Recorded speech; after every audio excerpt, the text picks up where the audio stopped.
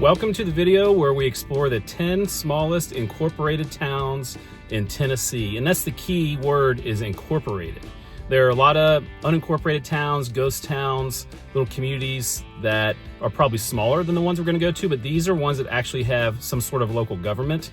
They range from the smallest in the 60 range of people to, about 170 at the largest. So, they're all have some level of population left. Some of the other states that I've done, there's much smaller towns than this, and some of the videos I've done, they're actually larger than this. So this is kind of right in the middle. We're gonna do this a little different. I usually do a countdown from like 10 to 1. And in this video, I'm gonna do it more geographically. So we're gonna start in kind of the southwest corner of the state, and then we're gonna move towards the southeast and then up and around. We will finish with number 1. I don't know how many days it'll take, but this first day we're gonna try to knock out 4 towns because they're somewhat close to each other here in the southwestern part of Tennessee. Tennessee is a very wide state, so heading from west to east is a lot farther than north to south. So last night I stayed in kind of east of Memphis, and that's where we're starting this video, heading east, and let's see what we can find.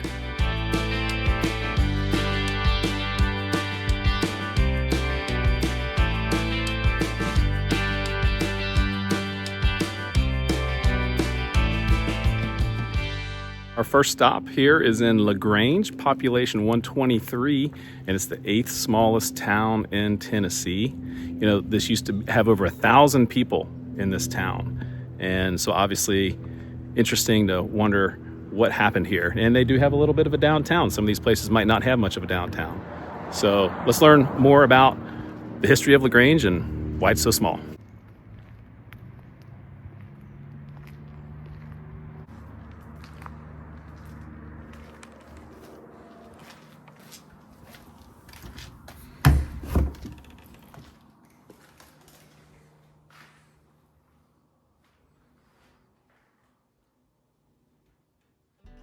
LaGrange is in Fayette County and was settled in 1819 on the site of an Indian trading post. It's the oldest town in Fayette County. It was named for General Lafayette's ancestral home in France. He visited LaGrange in 1824 and called it a beautiful village. Post office was started in 1828. Its location on a bluff made it a natural military post. It was an antebellum center of wealth, education, and culture, having in 1862 2 colleges, 4 academies, 2 newspapers, and over 1,000 citizens. Not unlike other southern towns that were occupied by Union troops, LaGrange suffered severely at the hands of Federals who established a garrison here. Civil War arrived to LaGrange less than a week after the fall of Memphis to Union troops. From that moment, either Union or Confederate soldiers occupied the town due to its strategic importance along the Memphis and Charleston Railroad. At one time, as many as 30,000 Union soldiers were encamped in and around town, and over 3,000 wounded or sick were hospitalized here. Lucy Pickens, a socialite known as the Queen of the Confederacy, was born nearby, and a large area of the town is listed on the National Register of Historic Places. You can see how that population was pretty large in the early days around the Civil War time, dropped off, went back up a little bit, but it then has steadily dropped all the way down to 123, which is the lowest in its history.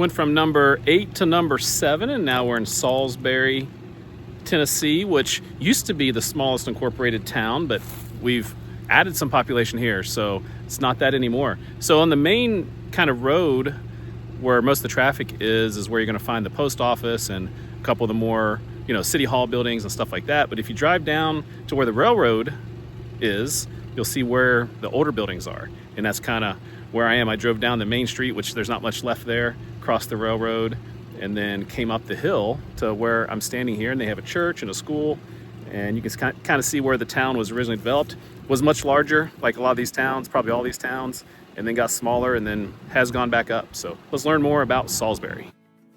Saulsbury is in Hardeman County. The town's historical roots stem from a former settlement named Berlin, which was located 1 mile south of the current location of this town. 2 mail roads met at an intersection, which would form into a trading center. In 1839, post office was established there with around 300 people. Upon completion of the Memphis and Charleston Railroad, Berlin was passed due to a landowner's refusal to sell their property. Track was laid instead 1 mile north of Berlin on the land that was owned by Burrell Sauls and Barry Futrell. The railroad station would be called the Sauls-Barry Depot. Eventually, Berlin would be deserted. As people moved to the new settlement in 1856, Saulsbury was incorporated. Just after the taking of Memphis in 1862, the Union Army took Saulsbury. Skirmishes continued throughout the area, and eventually Saulsbury would return to Confederate control. Confederate soldiers used Saulsbury as a rallying point. After the Civil War, Saulsbury emerged as a leader in cotton production in the region. Sand mining also became a major industry in the 1870s, providing 47 different types of sand for brass molding. Population peaked there in 1870 at 400, dropped off considerably after that. It's kind of gone up and down. As you can see, in 2010 was its lowest, but has gone up by 31 in 2020.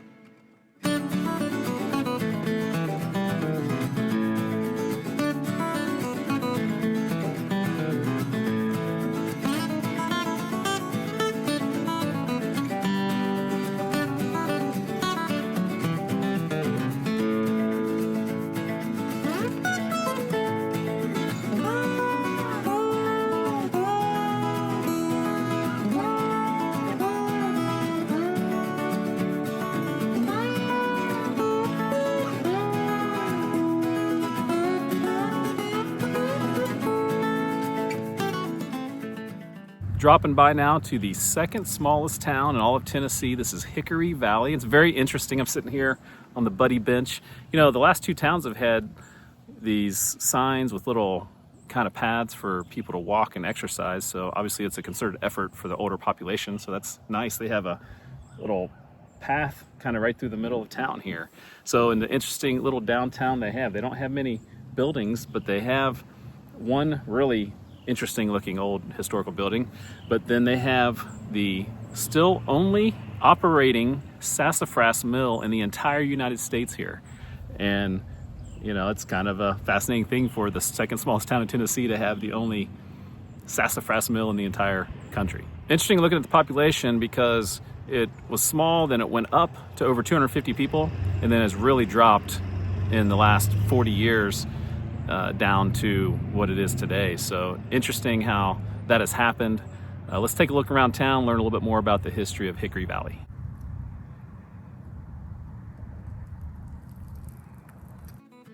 Hickory Valley is also in Hardeman County. The town's origin dates back to the blending of 3 independent pioneer settlements in the area that were founded by 3 men: William Chenault in 1820, Drury Wood in 1826, and William Barnett in 1827. The Chenault settlement formed before Hardeman County was organized and featured the first school in the county, operated as early as 1823. The main buildings of the settlement were located 1 mile southwest of the present town. In 1826, Drury Wood migrated to the area and founded the Hickory Valley settlement. William Barnett would move to the area in 1827 to establish Mount Comfort Church and a campground about 2 miles west of the present town. The Chickasaw also resided in the area. Construction of the railroad into the 1850s brought growth in population. During the Civil War, the railroad fell under control of the Union Army, as many skirmishes were fought in the area. In 1873, the city was laid out and began to revive. There's some missing years in the population data. You see in 1890 it was 157. It kind of stayed in that range, went up and peaked in 1980, and has been dropping off quite a bit ever since, down to 78.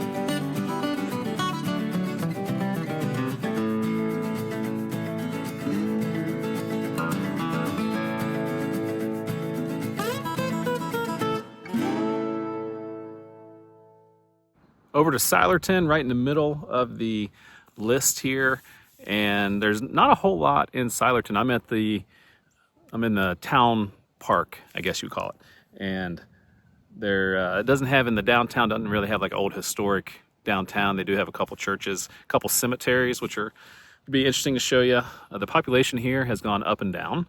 It's been as high as a couple hundred, been as low as in the 50s, and now it's kind of settled back into the middle of those numbers. It's a really pretty drive to get here, but yeah, let's learn about Silerton, Tennessee. Silerton is located on the county boundary of Hardeman and Chester counties. In 1869, the Siler family purchased land after moving from Siler City, North Carolina. Here they raised their families, many of whom are still related to Silerton residents today. Post office started in 1886, named after the Silers. With the arrival of the Gulf, Mobile, and Northern Railroad in 1917, it became Railroad Town. In 1921, the town's name would be changed to Silerton to avoid confusion with nearby town of Surlis. The town would also grow into a venue for the timber trade. In 1923, Silerton was incorporated. Population peaked in 1940 at 291. That's quite a bit more than it's ever seen, as you've seen it go up and down from double figures to triple figures and back down again to 97 in 2020.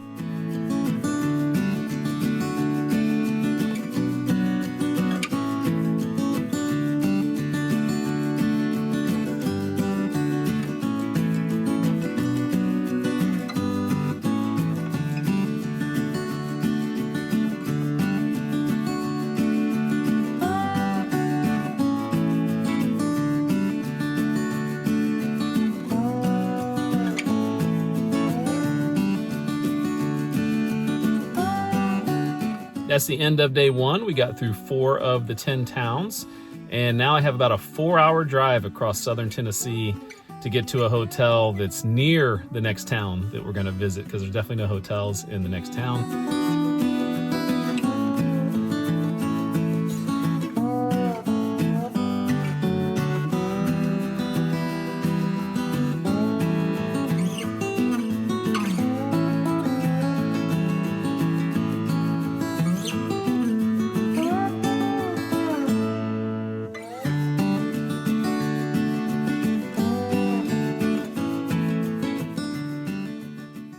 It was quite a drive getting down here to Orme to start our second day.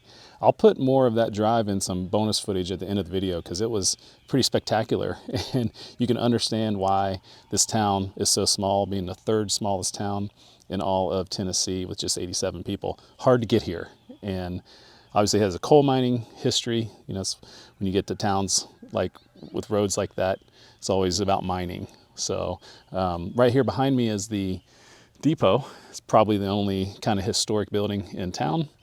It's incredibly quiet this morning, so I'm basically just speaking a little higher than a whisper so I don't wake up any of the locals. So I met the guy who owns this place, and he said this used to be the post office, or at least where the post office was. It's no longer here, and it comes from South Pittsburgh. And interesting when there's an official town but no post office.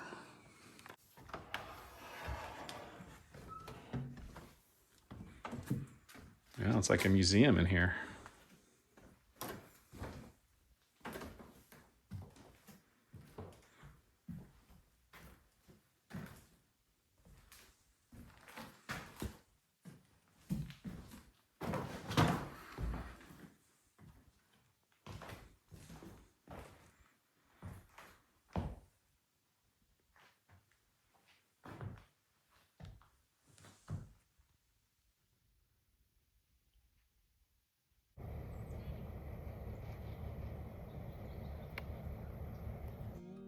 Orme is located in Marion County, Tennessee, and its history is rooted in coal mining. The community originally was known as Needmore, which was established in the early 1890s. Mining operations in the valley were slow to develop due to the area's remoteness and lack of adequate means of transportation for the coal.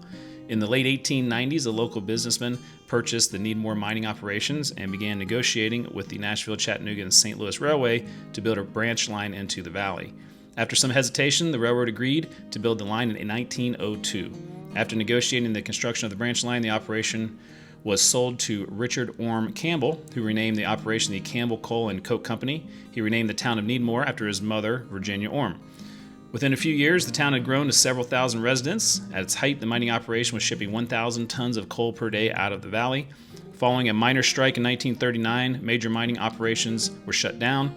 The railroad company removed the rails. The metal was used for ongoing World War II efforts. Afterward, Orme declined. Hotel closed in 1945, school in 1961, post office closed in 1970. You can see the population there, largest in the early 1900s, just kept getting smaller and smaller. In 2020 is the first time it's been under 100.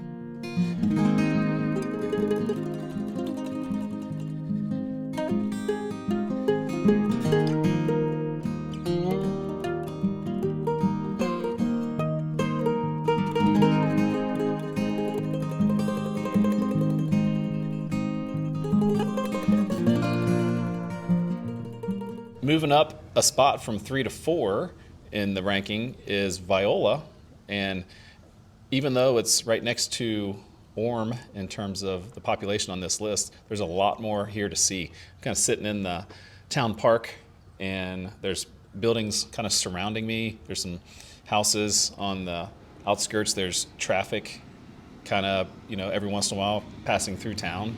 And so definitely feels more lively. It's very beautiful out here. Sunny day certainly helps. And this is a very historic town, very old town. So let's learn more about Viola.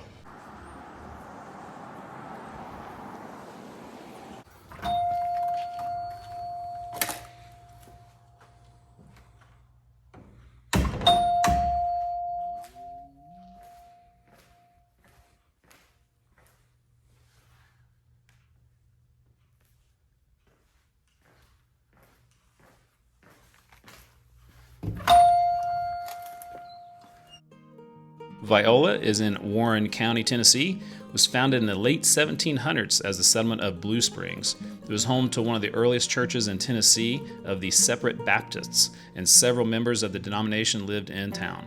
The settlement formerly named Blue Springs was named Viola with the opening of the first post office in 1858. It was named for the fictional character in Shakespeare's play Twelfth Night. Until closing in 1973, the Viola Mill produced the popular regional brand of flour Viola's Best. And you see how large the town was there in 1850, even to 1870. A few years of missing census data there in the late 1800s, so we're not sure how big it was, but grew back up to 250 in 1930 and has been dropping ever since.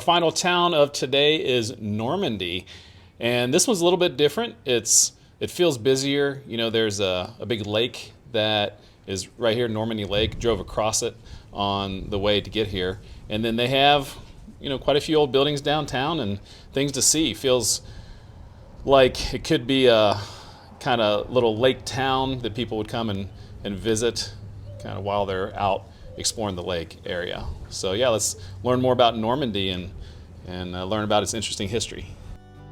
Normandy is in Bedford County. The Normandy Dam is located just northeast of town. The town was named after the historic region of France. Normandy was established in 1852 as a railroad town on the old Nashville and Chattanooga Railroad line, later the Nashville, Chattanooga, and St. Louis Railroad. Normandy Lake is known as a fishing hotspot in Bedford County, and the town is listed on the National Register of Historic Places as the Normandy Historic District. The town has had a pretty steady population through the years. 1930, it had 207 and has gone generally down, and 108 is its lowest it's ever been.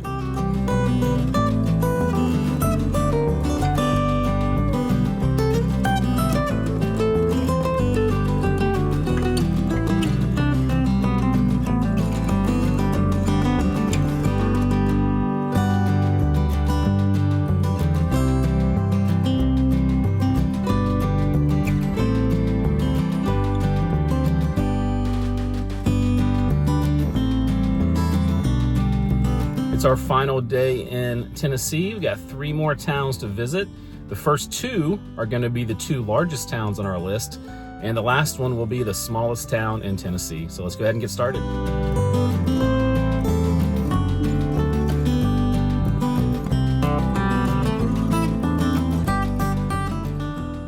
Starting our day in the 9th smallest town of Mitchellville. There's not a lot to it. You know, there's a church or two. There's a small downtown area along the railroad. But what is interesting is its geographical location. So yesterday when we were in Orme, we were way down on the Alabama border. Up here, we're way up on the Kentucky border. So from the extreme south of the state to the extreme north. And literally the town boundary is with Kentucky to the north side. But also, if you ever looked at a map, they have this little notch at the kind of top of Tennessee there with Kentucky, and it's called the triangular jog, or Sumner County offset, I think it's called. And so what happened there, you think, like, why isn't it just a straight line across? Well, they were trying to make a straight line in the 1780s when the surveyors were making the border here, but it was bad weather, and you can imagine the technology they had, and they didn't go in a straight line. And so, you know, I think there were like ore deposits or something too, so it made it difficult to make a straight line. And so that's what the boundary was, even though they thought it was a straight line. And then there was, you know, this was debated for decades until about the 1850s, where they just decided to leave it how it was, so that the people who lived in Tennessee kept their citizenship of Tennessee, and so it would just complicated things if they redid the boundary there. So that's why they have the triangular jog here, and it goes right along Interstate 65, so we're not far from a heavily traveled interstate, but this is a really quiet little town over here in Mitchellville. Mitchellville is in Sumner County, Tennessee.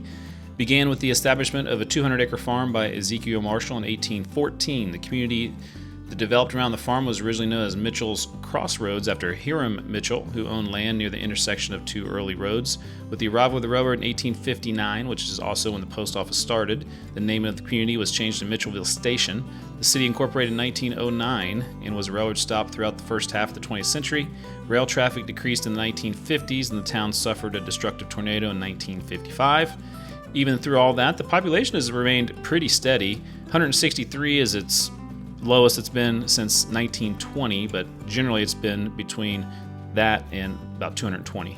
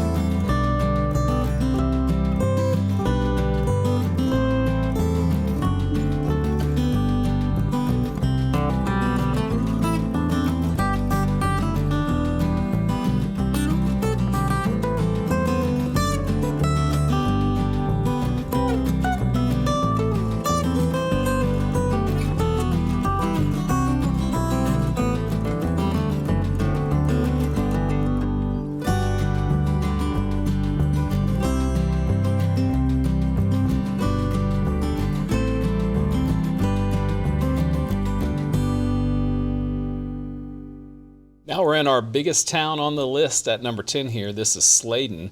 And I have a feeling it might not be on the list if we did this video on the 2030 census instead of the 2020 census. But what's interesting is that it used to be the smallest town. Back in the 1980s, there were only 60 or so people that lived here, and it really seemed to be heading towards ghost town status. And in fact, I think they only had a handful of people vote at one time, and it was kind of concerning that that might happen, but it's recovered. And as you drive around, you see there are like a lot of new houses. And so obviously since 1980, there's been a concerted effort to, get more people to move here. And the population has almost tripled, which is very unique in situations like this. And you can see there's some new construction going on just kind of on the north side of town. So yeah, obviously this town seems to be out of the heading towards ghost town status, which is good. There's not a ton of historic places in the town to visit. I'm here by the community center, which is fairly modern looking. They do have a really cool old post office. And but yeah, let's learn a little bit more about Slayden.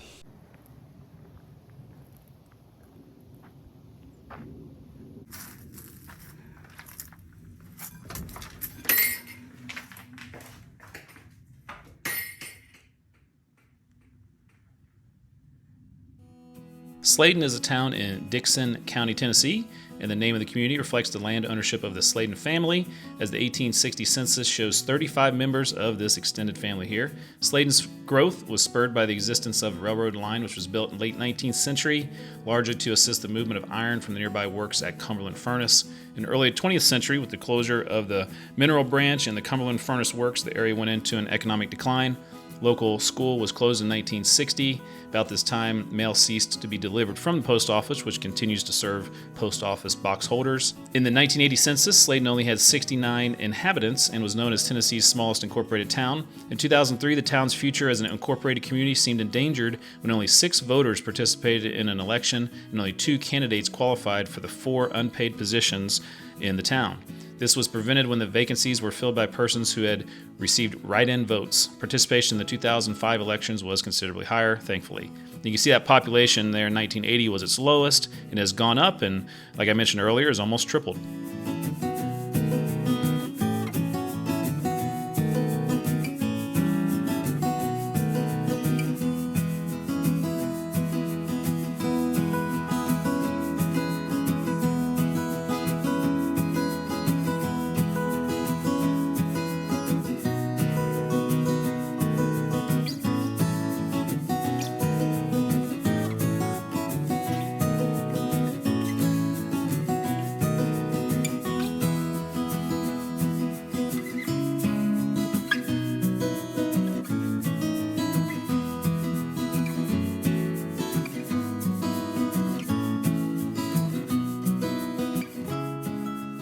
Well, we finally made it around to our final town of Cottage Grove, Tennessee, smallest town in Tennessee, population 66, and walking through the downtown is very quiet. I'm the only one here, but obviously 66 isn't like the smallest of the small towns we've been exploring on this channel. Obviously it's certainly small, but I'd mentioned in a couple of the other towns how they used to be the smallest town and then they have gotten bigger. So it doesn't mean that's a death knell for a town, especially in Tennessee. Seems like some of those have made a comeback.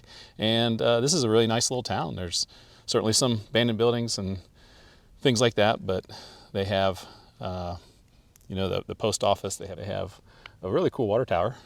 I think that's pretty solid. So hopefully they can come back. So let's learn a little bit about Cottage Grove.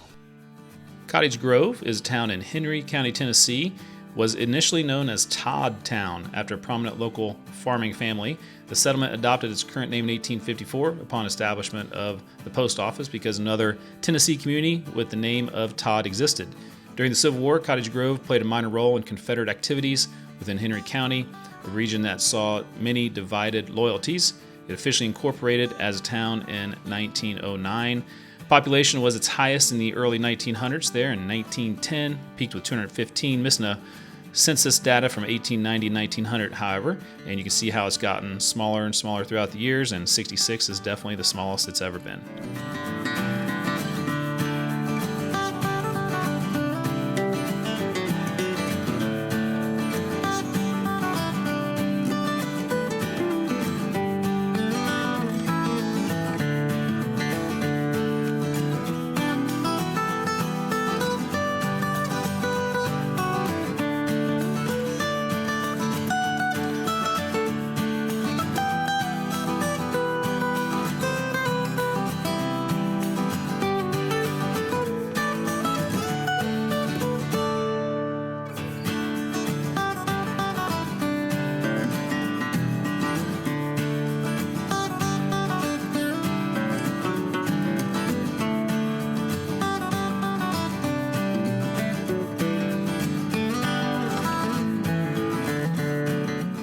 that's the end of our tour around the 10 smallest towns of Tennessee.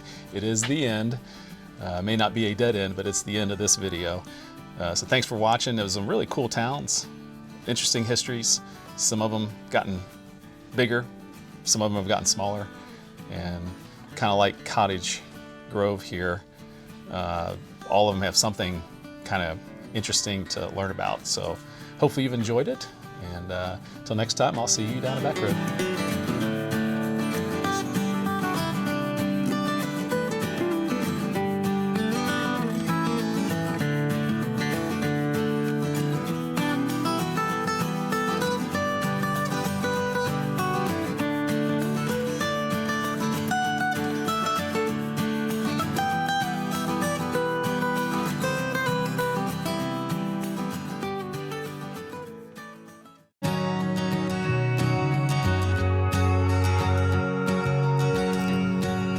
Now that you made it to the end of that video, let me tell you about some of the extras on the channel.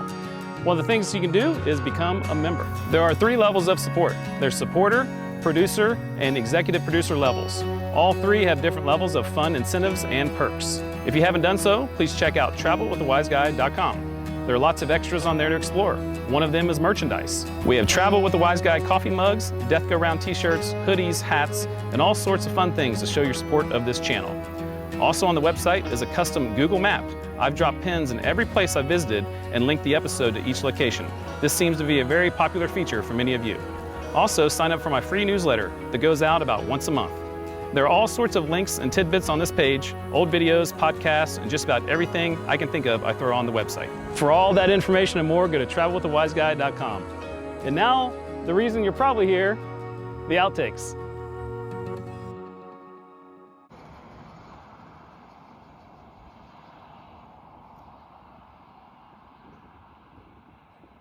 Hi guys, how are you all?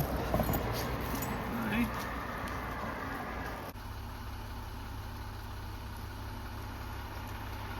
Hi. How are you? Oh, hey. Silerton has a nice looking death go round. Unfortunately, we can't spin it. It's all hooked up. It's lit up for Christmas. So I'd like to spin that, but feels heavy, but it looks nice. Not knowing how much it'll spin, we'll give it a 7.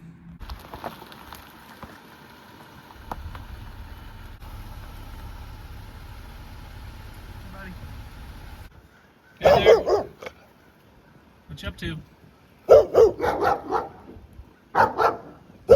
Got a friend? Starting our day with the ninth largest town on this list.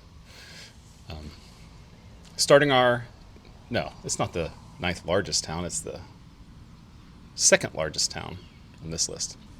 Brain's not working this morning. Okay, take 2. Are you the church dog? Yeah? How's church today?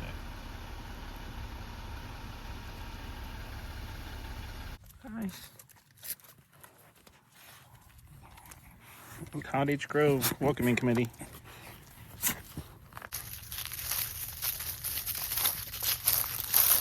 Got a new buddy. Hey, having fun?